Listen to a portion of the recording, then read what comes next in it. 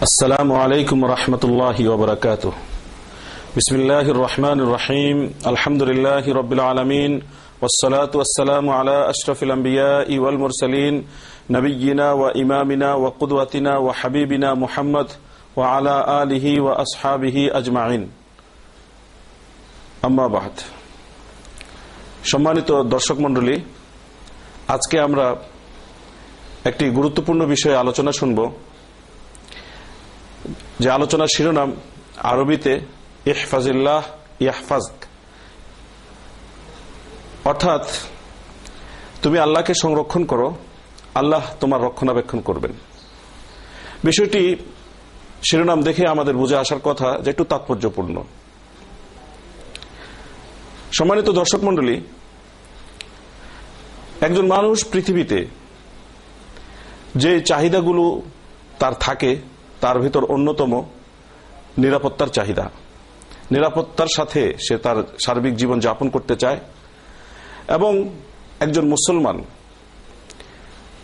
সে নিরাপদে তার পরকালীন জীবনে নিরাপদে জান্নাত পর্যন্ত পৌঁছতে চায়। আর আল্লাহতে বিশ্বাসী, ধর্মে বিশ্বাসী প্রতিটি ব্যক্তি এই কথা বিশ্বাস করে যে নিরাপত্তা সহ মানুষের যাবতীয় সমস্ত কিছুর মালিক একমাত্র আল্লাহ তাআলা। ফলে নিরাপত্তা আসবে আল্লাহর পক্ষ থেকে। সে একজন মানুষ নিরাপদ জীবন যাপন করতে পারবে তখনই যখন আল্লাহ তাআলা তার নিরাপত্তার ব্যবস্থা করবেন।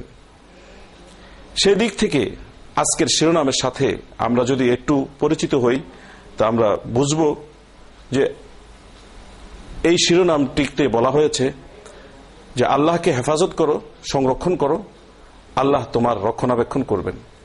শিরোনামটি একটি হাদিস থেকে নেওয়া। বিখ্যাত সাহাবী আব্দুল্লাহ ইবনে আব্বাস রাদিয়াল্লাহু তাআলা আনহু থেকে বর্ণিত, ইমাম তিরমিজি রাহমাতুল্লাহ আলাইহি হাদিসটি তার সুনানে উদ্ধৃত করেছেন। আব্দুল্লাহ ইবনে আব্বাস বলেন যে আমি একবার রাসূল আকরাম সাল্লাল্লাহু আলাইহি সাল্লামের পেছনে একটি বাহনে বসা ছিলাম। নবীজি আমাকে বললেন, ইয়া গোলাম, ইন্নী উআল্লিমুকা কালিমাত ইহফাজিল্লাহ ইয়াহফাজকা ইহফাজিল্লাহ তাজিদহু তুজাহাক। হে বালক, আমি তোমাকে কয়েকটি বিষয় শেখাতে চাই।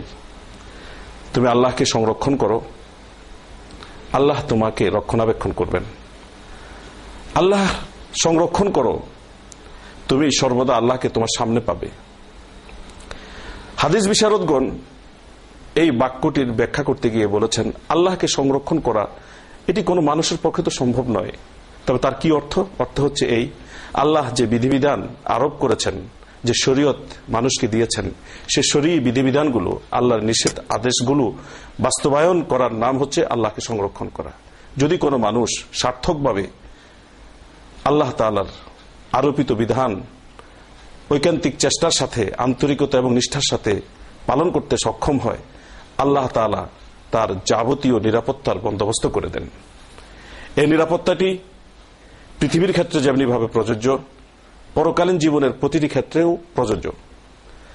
একজন মানুষ দৈহিকভাবে, মানসিকভাবে, আর্থিকভাবে এবং যাবতীয় তার প্রয়োজনের ক্ষেত্রে আল্লাহ তাআলার প্রত্যক্ষ নিরাপত্তায় যদি সে জীবন যাপন করতে পারে, তাহলে দুনিয়ার জীবনটি তার সুন্দর হবে, সার্থক হবে, এবং আখিরাতের জীবনটিও কবর আযাব থেকে মুক্ত থেকে এবং হাসর, মিজান ইত্যাদিতে আল্লাহ তাআলার প্রত্যক্ষ তত্ত্বাবধানে থেকে জাহান্নাম থেকে মুক্তি পেতে পারে।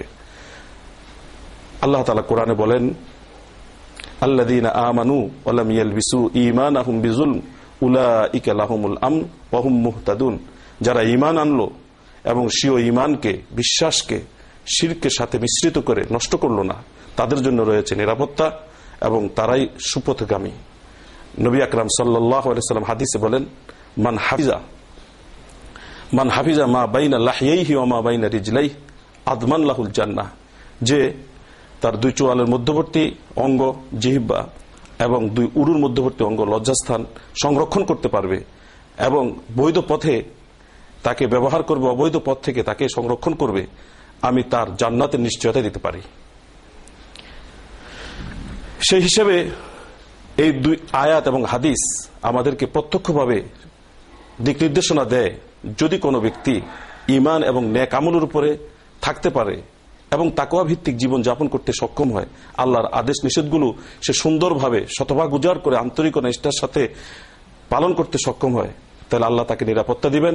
সেই নিরাপত্তা পৃথিবীতেও যেমনি ভাবে কার্যকর থাকবে এবং পরকালীন জীবনে জাহান্নামের শাস্তি থেকে নিরাপত্তা দিয়ে জান্নাত পর্যন্ত পৌঁছিয়ে দিবেন।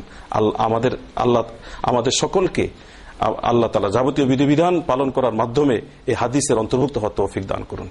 সাল্লাল্লাহু তাআলা আলা খায়রিল খালকি মুহাম্মাদ ওয়া আলিহি ওয়া সাল্লাম।